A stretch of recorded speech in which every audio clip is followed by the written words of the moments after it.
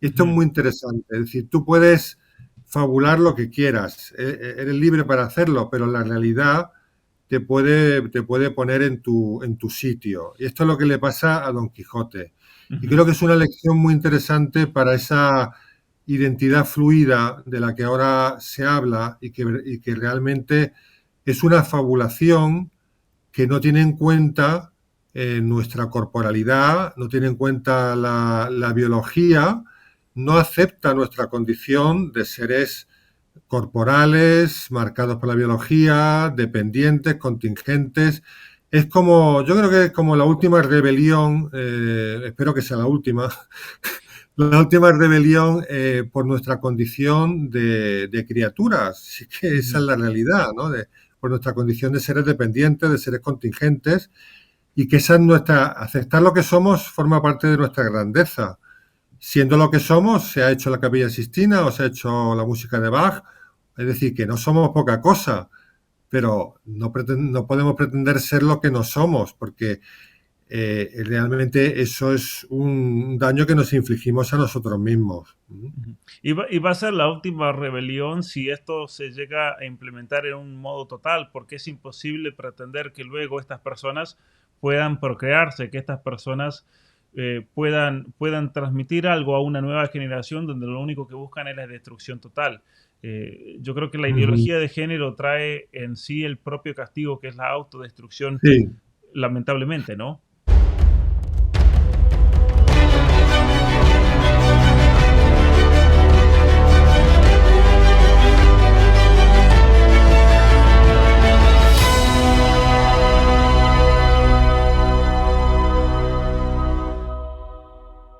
Muy buenos días a todos, bienvenidos a mi canal. Mi nombre es Pablo Muñoz Iturrieta y en esta ocasión quiero hablar acerca de un problema profundo en nuestros días, y es el hecho de que la gente no está leyendo libros. Y como no está leyendo libros, no está aprendiendo a hablar, no está aprendiendo a pensar, en cierta manera retomar las grandes ideas de nuestra civilización y de nuestra tradición, ideas que se han transmitido de generación en generación y que han ayudado a que el mundo tal como lo conocemos, lo bueno del mundo que tenemos, haya sido una realidad.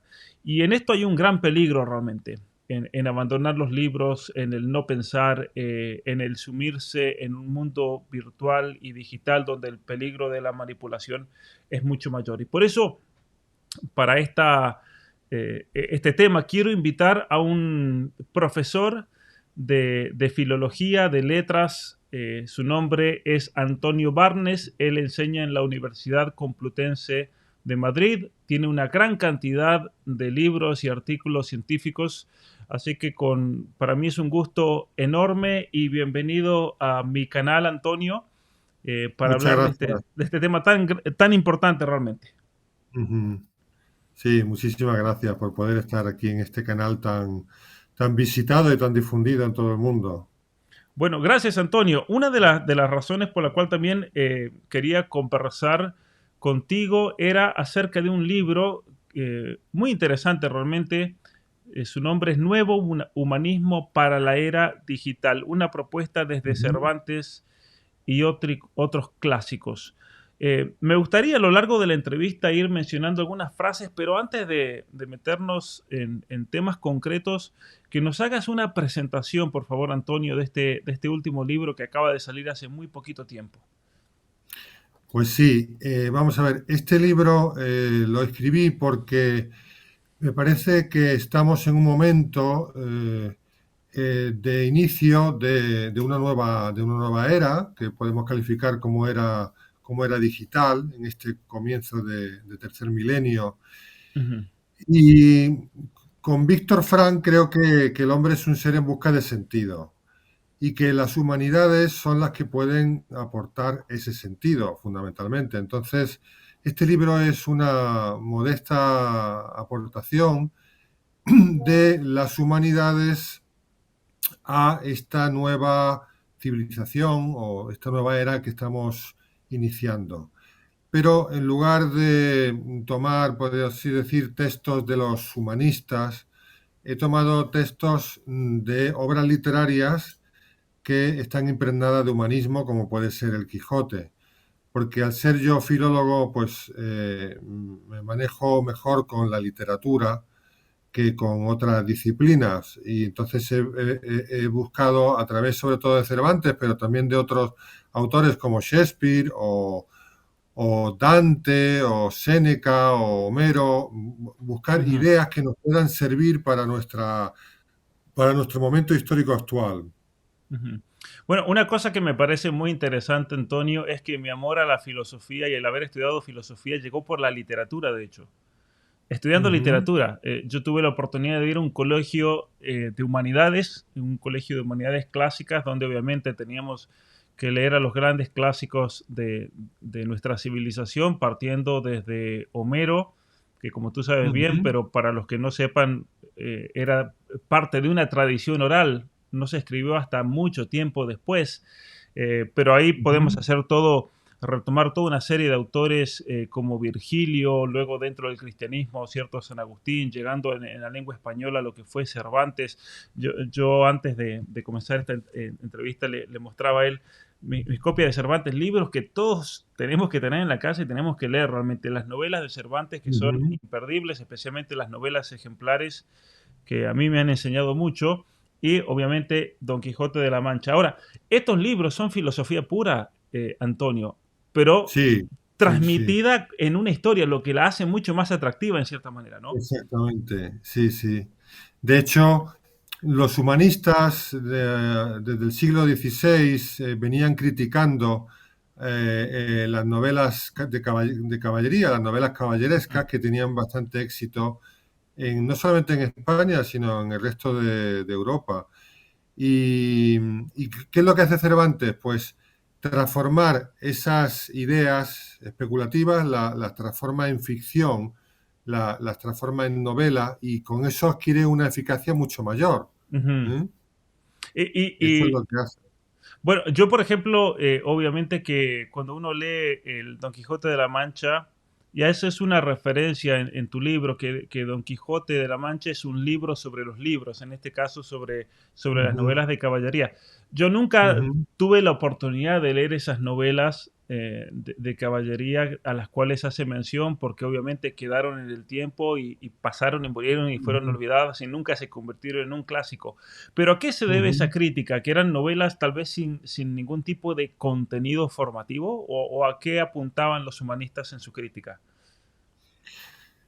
Pues había críticas de dos tipos. Una en función efectivamente del contenido, Ujú, porque bueno, el humanismo tiene esa dimensión didáctica, moral, docente, entonces consideraban que a menudo el argumento de esas novelas pues no era precisamente muy, muy moral. Pero ujú, hay otro tipo de críticas que es en función de la propia creación literaria, porque claro, los humanistas al conocer de primera mano los textos de los clásicos griegos y latinos y de conocer muy bien pues, la poética de Aristóteles o el arte poética de Horacio, etcétera, ujú, hacen también una crítica, podríamos decir, una crítica estética, una crítica, podríamos decir, desde la teoría literaria acerca de la composición de esos libros. ujú. ¿Mm? O sea que se puede decir que hay como un doble motivo, ¿no? Claro, o sea, un problema de calidad en cuanto al contenido, pero también un problema de calidad al momento de componerlo, el material. Exactamente, Ujú, exactamente. ujú. Bueno, Pero hay que decir que Cervantes, aunque en El Quijote se hace una sátira de ese tipo de novelas, Cervantes las conocía muy bien y también sabía apreciar las virtualidades que podían tener y de ujú, hecho eso se pone también de manifiesto en El Quijote en algunos momentos, como no todo era negativo en ujú, esas ujú. novelas. Bueno, pero Ujú, fíjate la gran diferencia cultural entre esa época y el día de hoy, porque al menos en esa época la gente leía esas novelas, por más que tal vez, según esta crítica, no eran técnicamente provecho. de gran valor, pero sin embargo la gente tenía que leer, tenía que sentarse, tenía que usar su imaginación. Hoy en día la gente va a ver una serie de Netflix sobre inclusión, diversidad e igualdad, ¿no? Claro, claro, efectivamente. Estamos en una era de la imagen, desde que se inventó la fotografía en el 19 y luego el cine, después la televisión y era Internet. Pues llevamos en el bolsillo, bueno, pues un cine, una televisión, millones de imágenes Ujú. que son, las imágenes son interesantes y son importantes, pero en mi opinión no deben superar a las palabras, ¿no? De Ujú. hecho, en el libro hay un capítulo donde se le da la vuelta a la frase común de una imagen vale más que mil palabras e intento demostrar que una palabra vale más que mil imágenes, ¿no? Así es, de hecho era una de las frases que iba a mencionar, bueno, lo vamos a mencionar más adelante y lo iba a poner en pantalla porque la tengo Sí, preparada. Pero sabes que hablando de eso, mientras estaba preparando mi libro, que ya lo terminé y va a salir pronto en septiembre, sobre el problema básicamente de la era digital y cómo toda esta era digital nos está atrofiando el cerebro y nos está bloqueando esa capacidad de pensar. Un estudio muy interesante que se ha hecho con respecto a la fotografía, cuando una persona va a visitar una ciudad o va a visitar un museo y tiene en su mano el celular, esa persona, y se han hecho muchos experimentos para tratar de corroborar esto, esa persona tiende a no recordar absolutamente nada de la experiencia del día. Imagínate, yo voy a Madrid, voy a visitar el Museo del Prado, llevo mi celular y a cuadro que veo le saco una foto, pero estoy cambiando la experiencia directa y real por el hecho de tenerlo guardado en un dispositivo. Y como yo sé que lo tengo en un dispositivo, me olvido rápidamente. Pues son obviamente mecanismos cerebrales que estamos activando de decir lo que necesito saber lo guardo, lo que no necesito porque lo tengo en el celular, lo borro, por así decir, ¿no? Y fíjate cómo realmente eso está afectando incluso las experiencias de vida de las personas, de, ujú. hemos cambiado la imagen por esa experiencia del momento, es decir, de la compañía de otra persona, de disfrutar de un paisaje, disfrutar de un atardecer, de disfrutar ese momento por el hecho de transferirlo a un mundo virtual y va a quedar en una experiencia que será recordada como pasado, pero ni me acordaré de eso. Efectivamente, sí, es como una subordinación a la máquina y a la imagen prefabricada que me da la máquina. Por eso, claro, yo reivindico la primacía de lo presencial sobre lo virtual y porque somos cuerpo, no es que seamos, no es que Ujú. tengamos un cuerpo, sino que somos Claro. corporales, somos cuerpo y creo que no hay nada más importante que el mirarnos a la cara, ¿no? Los seres Ujú. humanos mirarnos a los ojos de un modo directo, de un modo presencial. Tenemos una necesidad vital de esto y no podemos dejar que sean las máquinas las que se interpongan entre... Ujú. Claro, las máquinas a veces son muy útiles, por ejemplo, podemos mantener esta conversación gracias a las máquinas, Ujú. pero eso no debe sustituir las relaciones con nuestras personas cercanas, ¿no? Con nuestra Ujú. familia, nuestros amigos, etcétera. ¿Mm?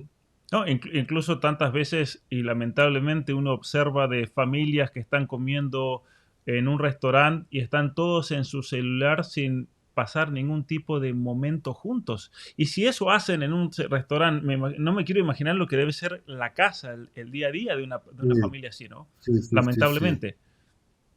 Sí, sí, es un fenómeno muy curioso. En realidad es una especie de escapismo, ¿no? Porque uno se sumerge en un mundo ideal en el que uno busca además las imágenes que le agradan y se aparta de la realidad que es esa persona que tenemos delante, Ujú. de carne y hueso, que probablemente no tenga el aura pero tiene la enorme fuerza de la realidad de la persona, ¿no? Entonces, efectivamente, eso hay que ponerlo de manifiesto y tratar de reconducirlo. ¿Mm? Así es. Y realmente también para replantearnos en la vida nuestra, ¿no? Hace poco leía un libro de Agustín Laje donde hacía referencia a, él decía, una serie menos y un libro más. Ese propósito nos tenemos que hacer, porque realmente el mundo digital nos puede estar comiendo la vida. Hoy en día, un peligro, y esto no es nuevo, yo fui a la escuela en los años 90 y ya en esa época íbamos a un colegio humanista, estudiábamos latín, estudiábamos griego, las humanidades, practicábamos mucho deporte, pero era una formación que le daba un privilegio a la persona humana en sí, no a la técnica, Ujú. no a cuánto dinero vas a ganar en 20, 25 años. Gran error de muchos colegios que pensaban que si los formamos técnicamente van a ser unos exitosos y no se dieron cuenta que la creatividad y el ingenio viene por otra parte, ¿no? Y eso es algo que lo pude comprobar estudiando en Alemania, donde ahí me vengo a enterar que aquellos que habían ido a colegios como los míos eran los que después las universidades les daban prioridad al momento de aceptar porque eran las personas que tenían creatividad, no los otros que venían llenos de matemática, pero venían con el cerebro ya básicamente cerrado a cualquier tipo de innovación. Pero Ujú. lamentablemente se ha metido, y esta es la pregunta que quiero hacerte, se ha metido esa mentira de que la educación es para producir, la educación es para ganar dinero, la educación reduce a algo meramente técnico. Y eso obviamente ha tenido una gran repercusión en dejar las humanidades, la formación humana totalmente de lado. ¿Cómo podemos ayudar a las familias a darse cuenta o qué le podemos decir a una familia para que se dé cuenta de que realmente la formación propia de un hijo viene por el lado de las humanidades y que el otro obviamente se dará por añadidura, por así decir? Claro, lo importante es la formación de la persona, ¿no? Es decir, yo estoy convencido de que mis padres lo que esperaban de mí es que yo fuera una buena persona. Y luego a Ujú, partir de ahí, bueno, evidentemente que tenga un trabajo, pero a veces en esta sociedad se antepone la habilidad ujú, a la sabiduría. Por eso yo creo que la distinción entre Homo sapiens y Homo habilis es muy interesante, porque una formación humanística va buscando, digamos, la formación del Homo sapiens, del hombre que sabe, que piensa, que contempla, etcétera, mientras que la otra, que es un poco la que está de moda, es la que piensa en el Homo habilis, es decir, el hombre que es capaz de hacer cosas, ¿no? ujú, Es como un personaje de un circo que dice, bueno, este hombre sabe montar en el trapecio, sabe domar un león, bueno, pero hay algo más importante que eso, que es el saber ser, el saber estar. Y por eso, claro, las humanidades son fundamentales para esa formación en lo que realmente somos. Es que somos antes sapiens que habilis, ¿no? ujú, Y ahí ha habido una mutación, que es una mutación que también nos hace como más súbditos del Estado, que nos hace más consumistas del mercado, pero que no es realmente nuestra vocación humana. Nuestra vocación humana es a saber, a amar, a decir, y ahora se te pone, bueno, que sabe 5 idiomas. Bueno, sabe 5 idiomas, pero si no es buena persona, ¿de qué me sirve que sepa 5 idiomas, no? ujú, Y lo ujú. primero es ser buena persona y luego, pues sí, si sabe 5 idiomas, estupendo, ¿no? Pero yo creo que hay que poner el acento en eso, en la sabiduría y no en la habilidad. ¿Eh? Ujú, ujú. Tú crees que la lectura de los clásicos, especialmente pensamos en un autor como Cervantes, que sea por mérito propio, ¿no? Está en la cumbre de lo que es la literatura española. ¿Tú crees que para un joven, para un adolescente, para una familia, el leer de estos libros puede ser un gran instrumento también de formación humanista y de cómo ser verdaderamente humanos? Por supuesto, Ujú, porque la literatura se nos mete en el alma, se nos mete en la cabeza y nos ayuda a ampliar nuestras perspectivas, nuestros horizontes. En el caso del Quijote, lo que pasa es que quizá un adolescente necesite una versión, pienso yo, adaptada a su etapa. Creo yo que el Quijote en particular es un libro más bien para leerlo más adelante, ¿no? ujú, Pero en cualquier caso, los grandes libros pues forman nuestra mente y la abren a, bueno, pues a las dimensiones más importantes de nuestra vida, ¿no? En el libro hago una lista de 99 libros a lo largo de la historia también que nos pueden servir. Ujú. Estoy pensando ahora, por ejemplo, el Doctor Jekyll y Mr. Hyde, ¿no? Pues para hablar de toda esta cuestión de hasta qué punto la ciencia puede hacernos mejores o peores. Son grandes libros que están siempre ahí y que nos pueden y nos interrogan en cualquier momento, ¿no?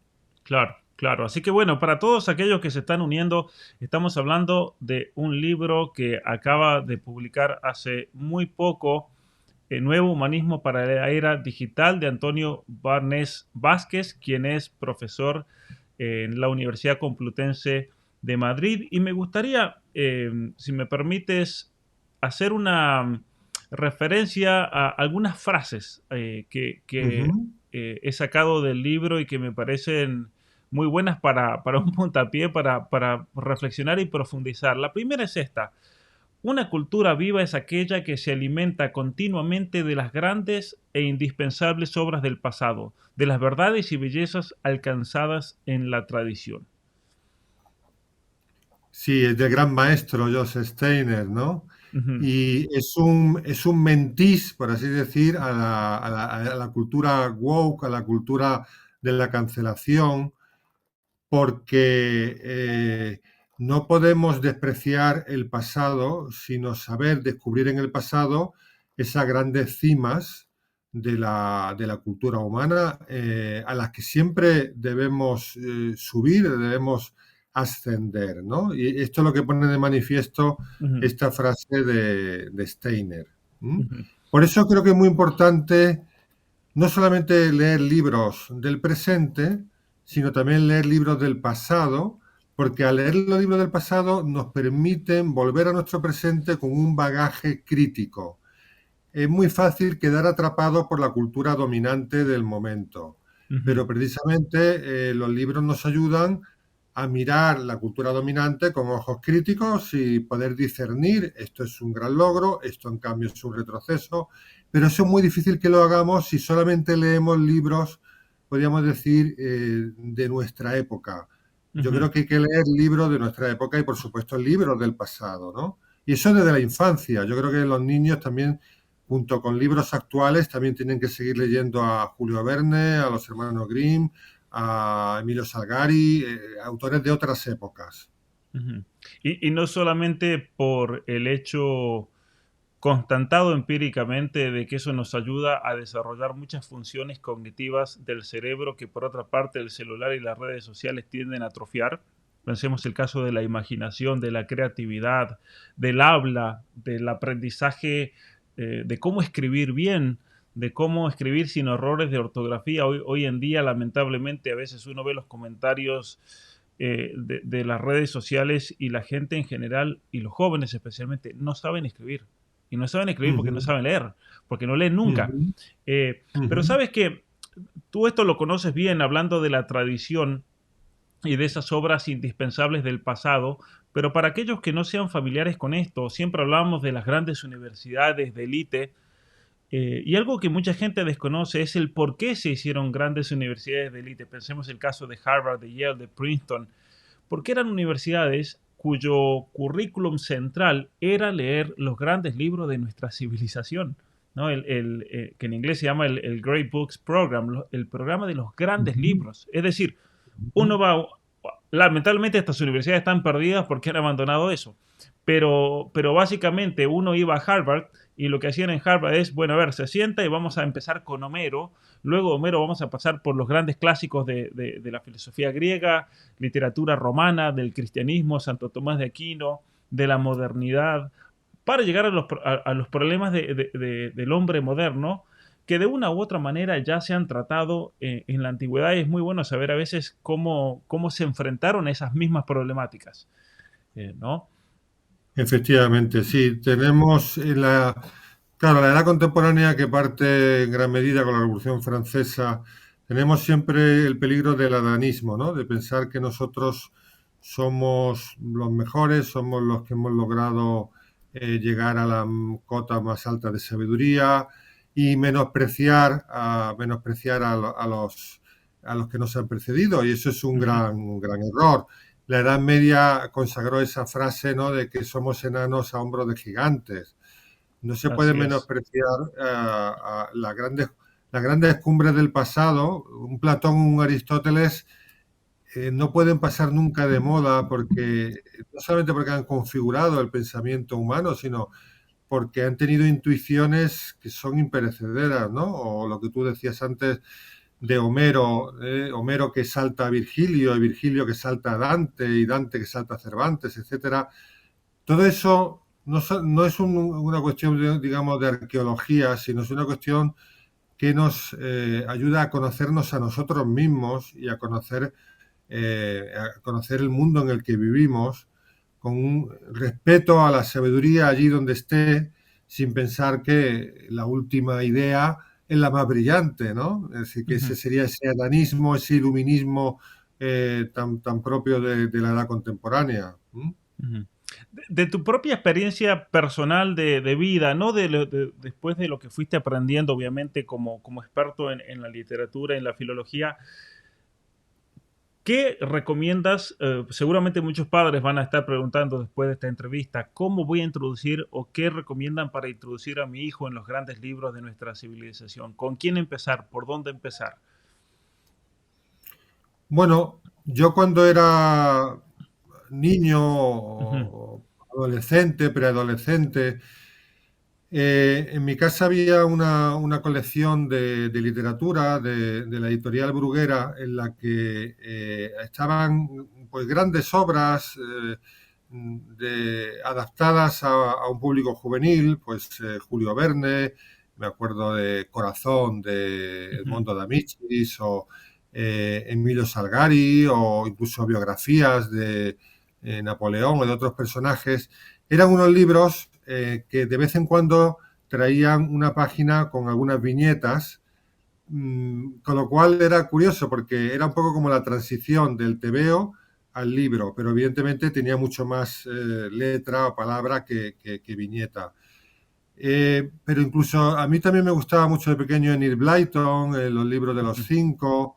Eh, Esos libros hicieron que yo me aficionase más a ellos que, digamos, a los tebeos o a los cómics con los que uno más pequeño se había introducido, ¿no?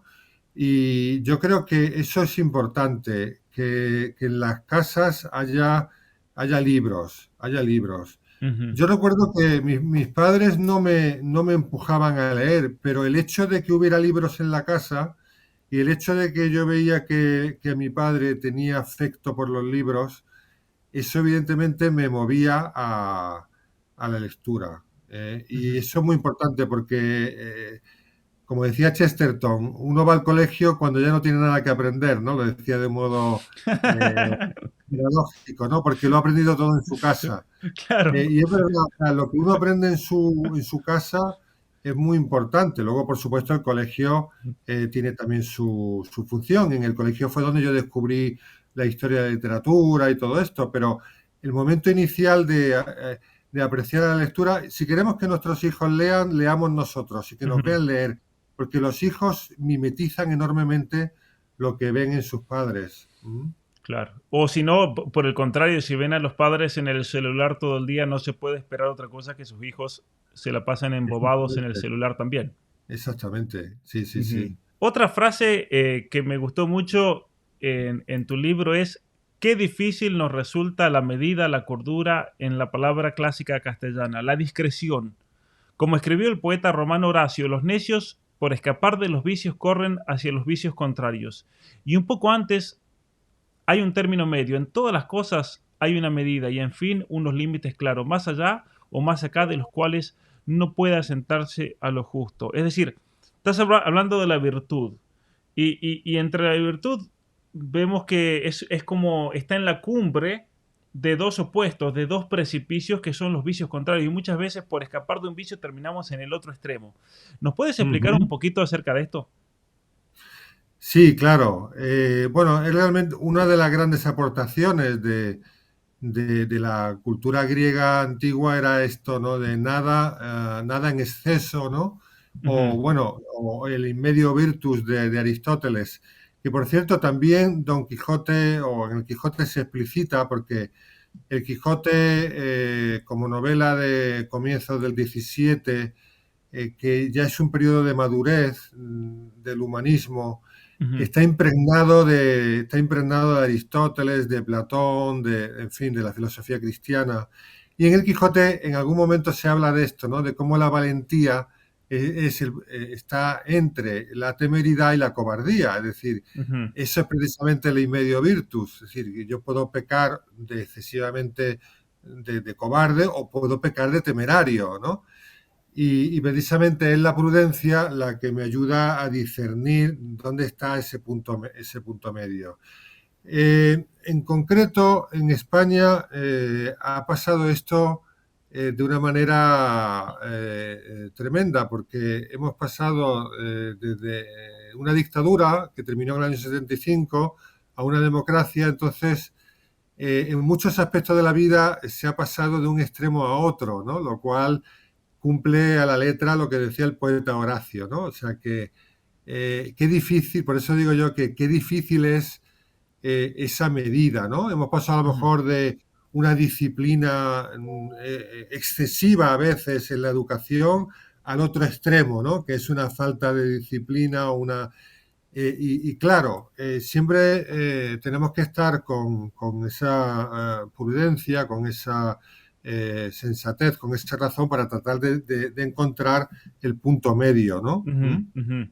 El punto medio, esa cordura. Y ciertamente Bueno, que la literatura, sabes que yo tenía una profesora de literatura que nos hacía leer tragedias y obras clásicas griegas, porque ella nos ujú, decía que al ver esas tragedias, al leer esas tragedias, uno puede ver reflejado también sus propios vicios e imperfecciones. Uno se ve en eso, ¿no? ujú. Y uno, a veces es difícil reconocer el vicio en uno, pero cuando uno lo ve en el otro, le da vergüenza ajena. Y después, Claro, y eso lo hace uno pensar, pero yo también soy un poco como esa persona. Y bueno, algo tengo que cambiar entonces, ¿no? exactamente, sí. También lo que llamaba la catarsis de La catarsis. Aristóteles. Ujú, Efectivamente, la literatura, por así decir, exagera los vicios o exagera las virtudes, pero precisamente esa exageración es una estrategia que capta nuestra atención y nos hace reflexionar.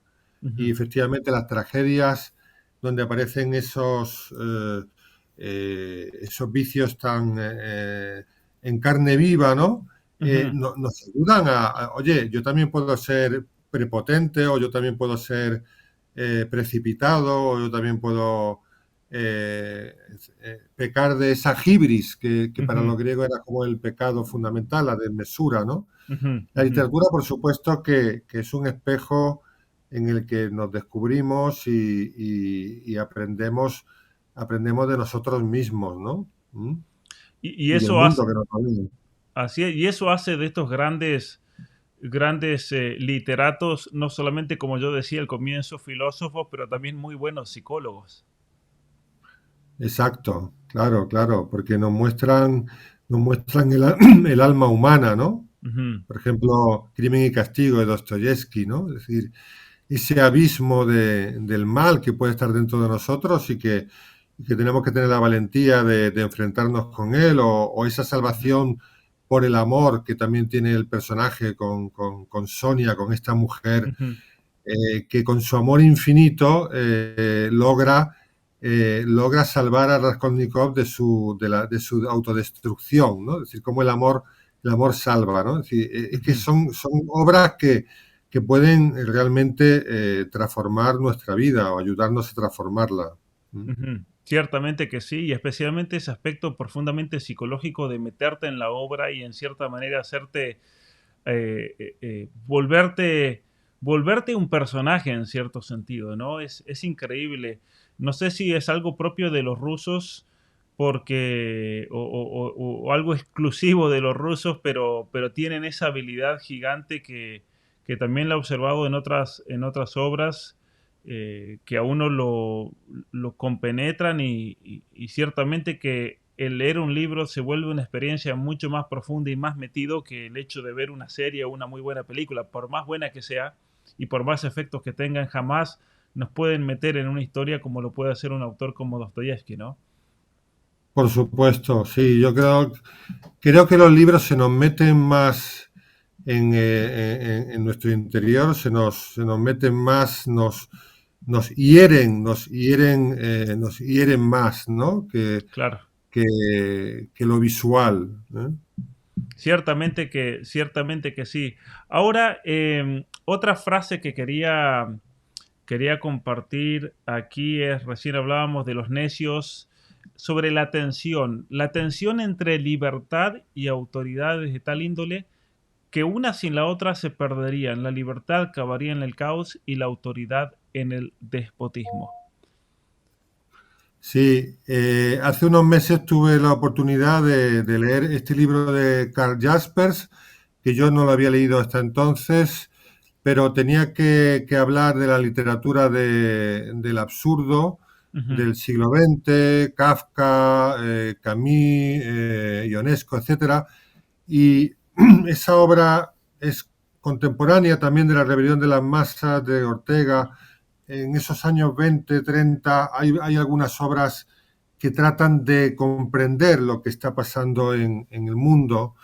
Y la verdad que esta frase me pareció muy redonda y muy brillante porque es una profunda verdad, ¿no? Es decir, ujú, que la libertad no puede ser un barco que va a la deriva, no, necesita de la autoridad de la propia razón, para empezar. ujú. Y que al mismo tiempo la autoridad debe respetar la libertad, que es lo que decía, por ejemplo, Aristóteles cuando hablaba de que el dominio de las pasiones tenía que ser un dominio político y no tiránico. ¿Eh? Es una frase buenísima para la educación y para todo, ¿no? Es decir, hay que intentar, hay que educar a las personas, pero contando siempre con su libertad, intentando conquistar su libertad para la causa, ¿no? Entonces, esta frase da mucho juego porque ahora mismo la libertad es uno, bueno, ahora mismo desde hace decenios, ¿no? La libertad se consagra como el valor fundamental. Es ciertamente, la libertad es un valor fundamental, pero una libertad que no tenga referencias, lo que produce es el caos. Y esto no hace falta teorizarlo. Salimos a la calle o leemos los periódicos y lo vemos constantemente, ¿no? Ujú. Mm. Ciertamente que sí. Pero también vivimos en un mundo donde se pide una libertad absoluta, y una libertad que a su vez sea en cierta manera hecha posible por el Estado. Esa es la gran contradicción, ¿no? Vemos hoy en día que lo que no es elegido por uno no tiene ningún tipo de validez. Entonces, me designaron, como se dice hoy en día, no, me designaron ser hombre, le designaron el ser mujer. No es libre, tiene que liberarse de ese sistema heteropatriarcal que lo condena a uno a ser hombre o mujer, tiene que descubrir su propia identidad de género, pero luego se exige que sea el Estado el que esté ahí pagando las hormonas, pagando las tremendas cirugías y carnicerías que se hacen para poder validar la identidad de esa persona, y lo peor de todo es que es en nombre de la libertad humana. Efectivamente. Y es un problema de falta de reflexión, pero Ujú, tampoco una reflexión, digamos, hegeliana, ¿no? Es decir, una reflexión más sencilla. Es decir, si no somos absolutos, ¿cómo vamos a tener una libertad absoluta si somos contingentes, si somos, para empezar, somos dependientes, nacemos de unos padres, durante bastante tiempo nuestra vida depende del cuidado de los demás, por tanto, un ser limitado como es el nuestro no puede poseer ninguna característica de una manera ilimitada, por tanto, nuestra libertad, como todo, es limitado, que eso no claro. significa que no exista, ¿no? Y luego lo del Estado es muy interesante porque yo eso también lo he visto en el libro, es que la edad contemporánea está muy marcada por el colectivismo y esto evidentemente choca frontalmente con el humanismo. Para el humanismo el centro es la persona humana, cada Ujú, persona, y el Estado debe estar al servicio de la persona y no al revés. Entonces, creo que filosofías de biblioteca, de salón, filosofías de escuadra y cartabón han configurado el pensamiento contemporáneo y entonces estamos siempre hablando de el Estado, el sindicato, el partido, la ciudadanía, la derecha, la izquierda, y dónde está la persona, ¿no? La persona se pierde en ese marasmo de ideas abstractas y el Estado, además, en mi opinión, antiguamente había una tensión entre el trono y el altar, ¿no? Había una tensión, pero el Estado contemporáneo ha subsumido el altar y entonces el Estado es omnipotente. O sea, Claro. el Estado no solamente se dedica a organizar la convivencia, sino que el Estado, yo por lo menos en España, prácticamente todos los días se dicta una ley que parece el Deuteronomio, o sea, una ley que nos quiere conducir hacia un modelo moral que además es el suyo, o sea, que es impositivo. Es curioso porque hay una hiperactividad legislativa, lo Ujú, cual también creo yo que es un signo de debilidad, porque cuando yo estoy convencido de algo, no quiero imponerlo, en todo caso quiero persuadir de ello, pero ujú. imponerlo es voluntad de poder frente a, y es un signo de debilidad. Entonces, tenemos unos gobiernos y unos estados profundamente morales, yo les llamaría incluso clericales, o sea, es un Ujú. clericalismo laico que nos quiere llevar a un modelo antropológico que si además fuera un modelo digno, pero es que además resulta que es un modelo deplorable. Entonces, Claro. bueno, se llega a una situación esperpéntica. Y yo creo que la propia debilidad de estas ideologías se debe al carácter antinatural también que presentan y por eso necesitan sí o sí de la fuerza del Estado para poder imponerse, lo cual también les da una característica profundamente totalitaria, ¿no? Pensemos en todo lo que son las leyes de género, pensemos en el feminismo mismo, se presenta a modo totalitario y como una religión.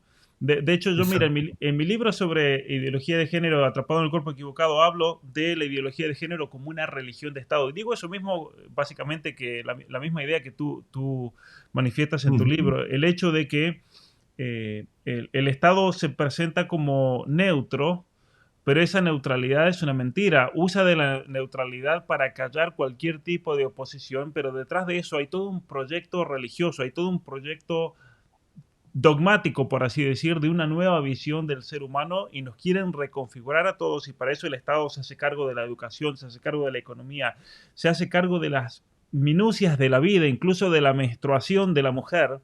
No hay tema que quede fuera, incluso lo que pasa debajo de las sábanas, absolutamente todo bajo el control del Estado para luego poder dirigirlo hacia sus propósitos totalitarios. Otra Ujú. frase que comentas en tu libro, Cervantes, hombre del humanismo que vive próximo al despertar racionalista, construye en el curioso impertinente una parábola sobre el cambio de paradigma de la prudencia humanista al experimento moderno. Esta frase a mí realmente me hizo pensar mucho porque, claro, uno ve a veces el pasado y estos autores como pasado, pero sin embargo ellos también fueron testigos de cambios de paradigma, y especialmente Cervantes, que está en la puerta de la modernidad, que fue tal vez la revolución antropológica más grande que ha habido hasta el momento, ¿no? Todo lo que fue la revolución cartesiana y ese paradigma que rechaza todo el pasado. ¿Nos puedes ahondar un poco más acerca de lo que nos has querido compartir aquí? Con mucho gusto, sí. A mí, estudiando el humanismo en Ujú, comparación o en contraste con la filosofía moderna, racionalista y empirista que nacen a partir del 17, y luego con la Ilustración, que son como los tres grandes movimientos de la Edad Moderna, eh, creo que uno se da cuenta de que a partir del racionalismo, digamos, el conocimiento que siempre se había sustentado en la prudencia, ujú. como auriga de las virtudes, etcétera, se transpone en cierto modo a la calculadora y al tubo de ensayo. Es decir, ahora resulta que para decir que un niño no debe caminar por el borde del balcón hay que presentar 15 estudios en los que, por supuesto, se han matado 5 niños, claro, porque los estudios y eso es un poco esperpento, pero pero es así, es decir, no, vamos a ver, yo no necesito hacer estudios en un Ujú, laboratorio para saber ujú, que andar por una barandilla es peligroso. No lo necesito hacer porque para eso claro. tengo la razón. Pero se desconfía de la razón. Ujú, Y entonces hemos pasado de una razón, como se decía en la Edad Media, esclava de la teología, Anchila Teologie, hemos pasado a una razón esclava de la calculadora y el tubo de ensayo. Hasta el así punto es. de que, por ejemplo, para seleccionar a un profesor de una universidad, por lo menos en España, el criterio es cuantitativo. Es decir, si un señor ha escrito 15 libros, vale más que si ha escrito 5, lo cual es un disparate tremendo, porque hay personas que en un solo libro muestran mucha más sabiduría que otro con 20. Sí, Así imagínate, es. un libro de Tien Gilson sobre filosofía medieval vale más que 25 libros de otro que muy bien ha estudiado la filosofía medieval, pero que no tiene la sagacidad y la sabiduría de... Pero ¿qué ocurre? Que no se quieren abrir los libros para leerlos, que eso Ujú, exigiría prudencia, sino que se coge la calculadora y se van sumando. Bueno, es una cosa práctica pero real de cómo ujú, lo racional se supedita a lo numérico, a ujú, lo matemático, ujú, que en la construcción de un puente está bien, pero no en la elección de un profesor o en una cuestión de humanidad, ¿no? Entonces, claro, desde el humanismo reivindicamos que el tubo de ensayo y la calculadora se utilicen para las ciencias, digamos, de la necesidad, pero no de la libertad. Es decir, ujú. que sea, digamos, la razón la que dirija el barco de la vida humana. ¿Mm? Me has hecho acordar un caso lamentable que pasó en Canadá el año pasado. Una universidad del este de Canadá de bastante renombre eh, tenía abierta la cátedra de antropología indígena. eh, Se había jubilado el profesor y entre los que aplican termina aplicando una mujer de la Universidad de Western University, quien es curiosamente la máxima experta a nivel mundial de antropología indígena canadiense. Ujú, Obviamente, pero para darte el ejemplo, un ejemplo ya no es ni siquiera los números, sino que ahora es la irracionalidad, al menos aquí en Canadá. La mujer obviamente va a la universidad, se gana el puesto de cátedra bien merecido como una autoridad máxima a nivel mundial. En este caso ella había escrito más que todos, pero era la Etienne Gilson de la antropología indígena ujú, canadiense. ¿Qué pasa? Comienzan las clases, no duró 2 días. ¿Por qué no duró 2 días? Porque la mujer era blanca. Y entonces los estudiantes universitarios iniciaron una protesta masiva para quejarse de cómo puede ser que una mujer blanca que no representa a los indígenas sea profesora. Ella no puede contar esa historia y fue expulsada. Un ejemplo de este nivel de irracionalidad. Aquí en Canadá, por ejemplo, para poder aplicar y tener un puesto, los criterios son la diversidad, la inclusión y la igualdad. Es decir, tienes que ser transexual, tienes que ser gordo, tienes que ser negro, tienes que ser inmigrante refugiado, tienes que ser indígena, tienes que tratar de ser todas esas cosas juntas porque va a aparecer otra persona que es más víctima supuesta que tú y esa persona se va a terminar quedando con un puesto. Eh, sí, adelante, adelante. No, no, es completamente ridículo.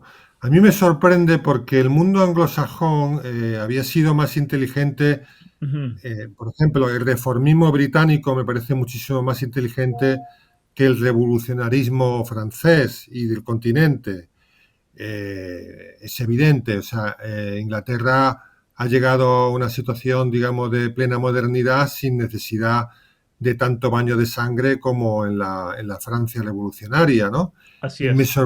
Me sorprende que en Estados Unidos y Canadá, que, bueno, pues que tienen esa raíz anglosajona, aunque no única, se haya llegado a un pensamiento que es un pensamiento infantil, Ujú, yo diría que de niño de 8 o 9 años, es decir, porque en una institución educativa lo que se demanda es el conocimiento, no el color de la piel ni el tamaño ujú.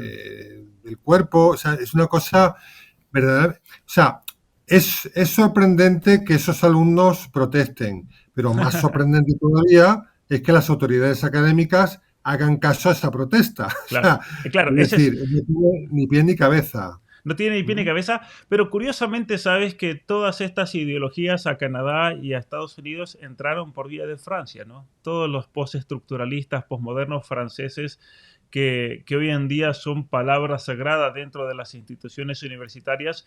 Y otra cosa curiosa, hablando de las autoridades, ellos mismos en su momento enseñaron estas ideologías y ahora se dan cuenta de que esas ideologías son un tiro a la cabeza. Es decir, es un suicidio, es como esa caricatura, ¿no? De Tribilín con un rifle que la escopeta, tiene el caño doblado hacia sí mismo, porque en definitiva se han dado el tiro por la culata, como se dice. Claro. Eh, Sí, pues entonces es la tradición de la ruptura, de la que hablaba claro. Octavio Paz. O sea, es la tradición de la ruptura. Aquí de lo que se trata es de romper, Ujú, aunque lo que rompa sea un jarrón de China, pero es romper por romper, ¿no? Entonces, es realmente un pensamiento adolescente, porque lógicamente en la adolescencia todos queremos romper un poco con nuestro pasado, con nuestro entorno, pero forma parte de nuestro proceso de crecimiento. Una vez que la adolescencia pasa, pues claro. volvemos otra vez a darnos cuenta de que nuestra herencia es importante, etcétera. Y sin embargo, es un pensamiento que permanece en la adolescencia, ¿no? Ujú, Y como tal desprecia la razón. Claro, por eso los pueblos siempre habían venerado a los ancianos como las personas que podían tener más conocimiento. Y en cambio, fíjate cómo ahora se da culto al joven, cuando precisamente el joven es el que menos experiencia tiene, el que menos sabe, ¿no? Entonces, todo ujú. forma parte de una especie de complejo de Peter Pan, de adolescencia, que no puede tener mucho recorrido y que desde luego desde este canal y desde todas partes hay que denunciarlo. Ujú. Bueno, mira, un ejemplo clásico, teniendo tantos expertos en física atmosférica que denuncian muchas veces grandes mentiras que buscan sembrar miedo a la población con el clima y demás. Tenemos grandes expertos, existen, pero sin embargo es Greta Thunberg, una adolescente, la que tiene que ir a dar cátedra a nivel mundial sobre las Sí, reglas que se deben imponer a nivel, ¿no? A nivel mundial. Y que sí, a ustedes españoles los está afectando tremendamente todo esto. sí, eso es un icono de, Ujú, efectivamente es un emotivismo, es un voluntarismo y un emotivismo irracional ujú. ante el que la clase política, que en España al menos es bastante mediocre, eh, pues se pliega. Pero Claro. bueno, yo soy optimista porque mira, existe este canal de YouTube y otros muchos. Hay que hablar y que decir Ujú. las cosas como en el cuento de que arriba desnudo y decir, mira, arriba desnudo, tú puedes reírte, pero va desnudo, ¿no? Entonces, al final la verdad tiene mucha fuerza, aunque Así es, parezca que no. David vence a Goliat. así es, así es. Y esa es nuestra esperanza, ciertamente. Salir de la caverna de lo mediático. La cultura está en los libros. Totalmente. Ujú, El mito de la caverna es que es de las creaciones más inteligentes creo yo, ¿no? De la filosofía universal, ujú, ¿no? Y ahora creo que se ve muy claro con los medios de comunicación y las redes sociales, creo que nos ubican en la caverna y no nos dejan salir si no los utilizamos adecuadamente. Es decir, yo no estigmatizo los medios ni las redes sociales, ujú, pero la cultura está en los libros, la ciencia está en los libros y el mundo de los medios es el mundo de la opinión, de la doxa. Entonces, si nos quedamos con los medios y con los tweets y con los Facebook y tal, al final lo que se ha operado es curioso con Internet, es una infantilización. Es muy llamativo porque cuando no había Internet el debate público era mucho más polifónico y mm, sin embargo, lo que parecería que tenía que ampliar la variedad de debates, ¿no? Sin embargo, por ejemplo, la obsesión que hay con el feminismo, que es una obsesión patológica, porque uno no se puede centrar únicamente en un tema y no salir de él. Oye, el feminismo es una cosa más de las que pasan en el mundo, ¿no?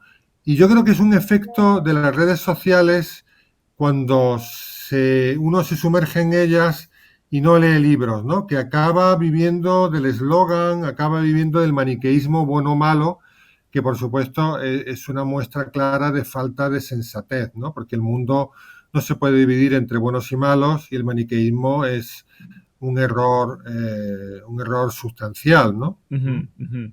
Ciertamente que sí.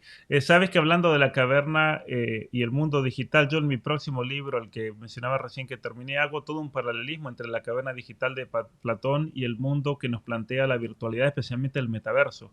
De Ujú. personas que viven esclavo, pero también es una referencia muy buena.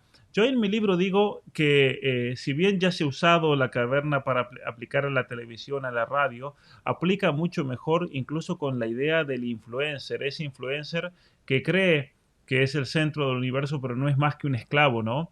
Y cómo ese deseo de siempre proyectar imágenes en la caverna, para quienes no conocen el mito de la caverna, recomiendo que vayan a Platón, a su República, y El libro realmente séptimo, sí. los hará pensar. Sí, sí, sí. A mí también me marcó mucho la rebelión de las masas cuando lo leí Ujú, cuando tenía 20 años y la verdad es que me marcó porque él ujú, habla un poco de esto, ¿no? De cómo el hombre masa es el que, entre otras cosas, habla de lo que no sabe con la misma autoridad que habla de lo que sabe, ¿no? ujú, Y eso también es un efecto que produce el mundo de los medios de comunicación, ¿no? También esa frase de Hegel de que el hombre, la oración de la mañana del hombre moderno es la lectura de periódicos, es muy interesante porque si los periódicos dibujan un aspecto fragmentario, inmediato, reduccionista, pues con ese bagaje salimos a la calle, ¿no? Y claro. eso que un periódico del siglo XIX era muchísimo más intelectual Ujú. que los medios de ahora. O sea, uno coge a veces periódicos del XIX y hay unos artículos de varias páginas que son verdaderos tratados, ¿no? Así es. Pero es curioso. ¿Mm? Así es. Y pensemos que Chesterton escribía en periódicos, hay grandes personajes. Hoy vamos a un periódico y dan ganas de llorar realmente el nivel cultural. El formato, papel, radio, televisión, internet, no es irrelevante. Lo podríamos decir como Sí, Marshall McLuhan, el medio es el mensaje, ¿no? Sí. sí. Vamos a ver, esto procede de un libro que escribí, Elogio del libro de papel.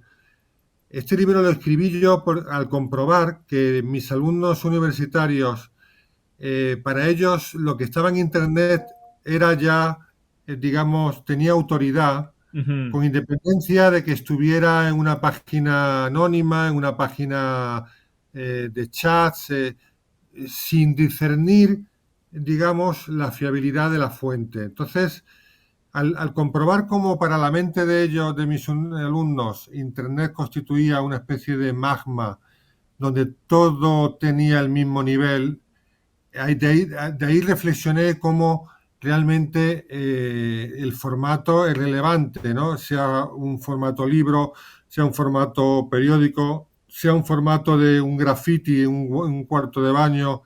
Internet iguala todos los formatos, pero ujú. eso nos obliga todavía a tener más capacidad de discernimiento. Por eso Así es. Humberto Eco decía que ahora los profesores son menos necesarios. Dice, no, son más necesarios que nunca, porque ahora es cuando tienen que enseñar a los alumnos a navegar por ese mar de Ujú, información, pero que información no es conocimiento. Entonces, esta es la cuestión. Por eso me parece un gran error hacer un colegio o quitar las bibliotecas de los colegios, como se ujú, ujú. ha hecho en muchos casos, ¿no? El niño debe bucear entre esos libros, debe tocar, todo lo demás, todos los formatos, porque eso le ayuda a comprender que no todo tiene el mismo valor. ¿Mm? Así es, sabes que hablando de esto, del hecho de que la gente no discierne, a mí me llegan muchísimos mensajes de personas y que es lamentable y es triste. Ven cualquier cosa en internet y inmediatamente, ¿y esto es verdad? Te preguntan, ¿es verdad que tal persona dijo esto, tal persona otra? Y no se dan cuenta de que quien produce esa información es un estafador que no da ningún tipo, por ejemplo, de pruebas, que no da ningún tipo de fundamento, que no cita nada. Hoy la gente se cree cualquier cosa. Y Sí, hoy la doxa, la opinión, se ha vuelto algo, por así decir, dogmático, ¿no? exacto. El ser humano es un ser tremendamente crédulo, ¿eh? Pese a Ujú, las proclamas ilustradas o románticas o las que queramos. El ser humano es un ser tremendamente crédulo y tremendamente mimético, etcétera, etcétera. Entonces, eso se ve, ¿no? Es decir, te llega un mensaje en Internet de un presunto médico, por ejemplo, diciéndote alguna cosa y la gente se lo cree. Dice, oye, un momento, pero ¿este señor quién es? claro. Te dice que es médico, pero tú cómo lo sabes. ¿Qué avala lo que está diciendo? ¿No? Yo por eso a mis alumnos les digo, a ver, si vais a leer un libro, quiero que me traigáis el libro en papel o que me digáis la referencia exacta de quién es el autor, quién es el editor, Ujú, porque hay que buscar criterios de fiabilidad. ujú, Entonces, es curioso, ¿no? Porque efectivamente hay que tener en cuenta que no todo lo que nos llega tiene la misma credibilidad, ¿no? Antes quizá era más fácil porque había menos focos de información. Ahora, como hay tantos, tenemos que saber discernir, tenemos que saber distinguir. ¿Mm? ujú. Y una capacidad que obviamente no se adquiere por la técnica, sino por las humanidades. Curiosamente. Exacto. Yo creo que nuestras Ujú, principales claves interpretativas proceden de los libros o de así los es. maestros que nos han enseñado oralmente también su sabiduría, por supuesto, ¿no? Ujú.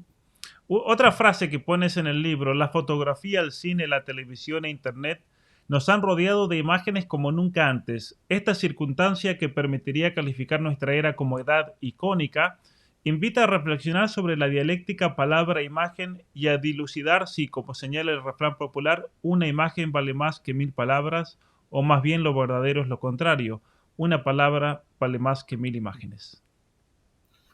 Sí, tengo que decir que lo de que una palabra vale más que mil imágenes lo leí en un libro del filósofo italiano Cornelio Fabro, lo leí Ujú, en el prólogo de un libro y me llamó la atención y con el paso del tiempo he ido meditando sobre la cuestión y sobre todo porque estudié cómo los emperadores romanos crearon una serie de divinidades, entre otras la felicidad, Felicitas, queriendo significar con eso que ellos traían la felicidad al mundo, ¿no?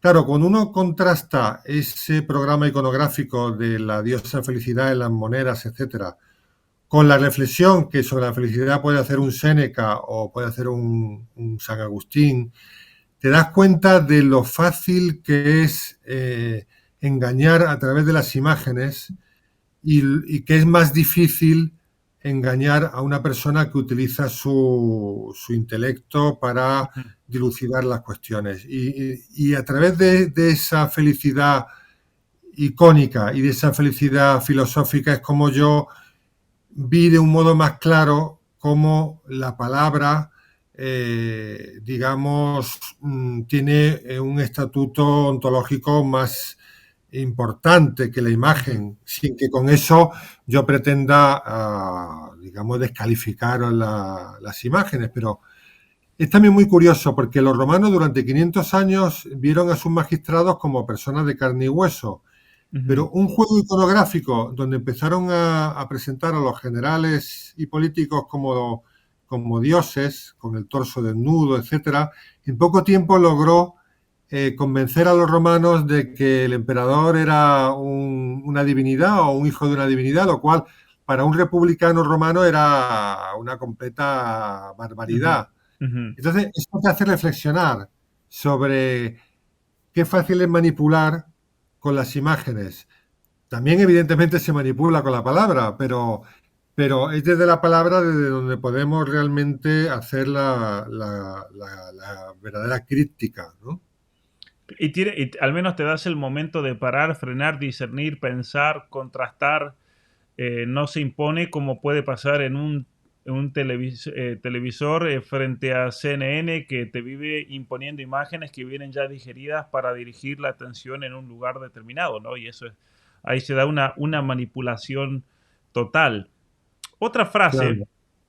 El ser en sí es de las cosas, se nos manifiesta en y mediante la actuación humana. Al intentar dominarlas nos damos cuenta de que no podemos proceder a nuestro capricho, sino solo de acuerdo con su naturaleza. La esencia de las cosas se nos muestra sobre la base de nuestros intentos repetidos y parcialmente fracasados, es decir, mediante el devenir del hombre, mediante su historia.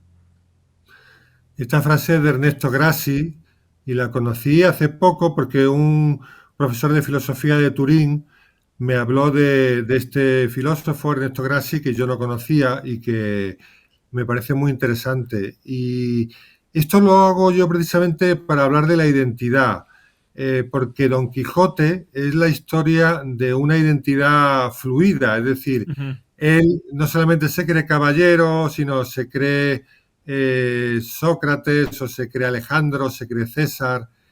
Cree que los molinos de viento son gigantes, pero cuando arremete contra ellos no encuentra piel, sino piedra.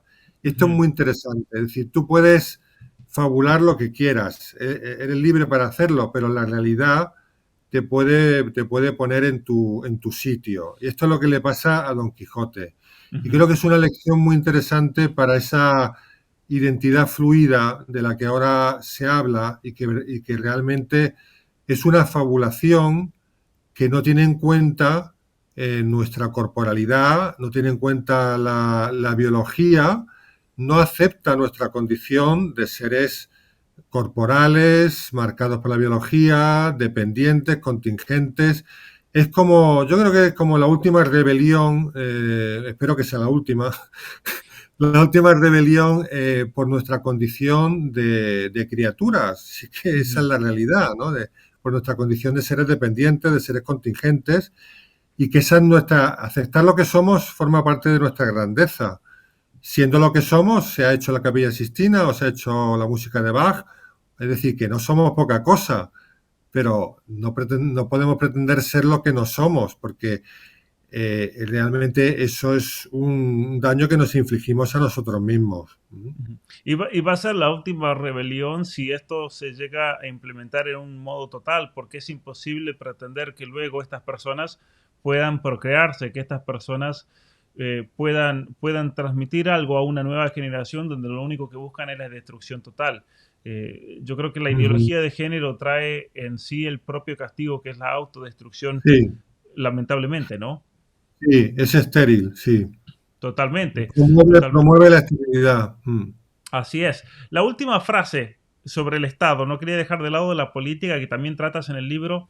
El Estado contemporáneo ha devenido en cierto absolutismo parlamentario, señor de la vida por el aborto y de la muerte por la eutanasia, convierte al ser humano en mercancía, fecundación in vitro, vientres de alquiler, subsume los otrora trono y altar para decidir en su parlamento lo divino y lo humano, lo bueno y lo malo, como nueva instancia conciliar. Un Estado no subsidiario, sino omnipresente. Un Estado no educador, sino adoctrinador en la ideología mesiánica de moda asumida como cruzada. Un Estado sin aristocracia, innoble. Un Estado entre abstracto y solitario a modo de Dios celoso. Un Estado monoteísta de sí mismo. Un Estado confesional de su propia divinidad. Gran hermano orwelliano.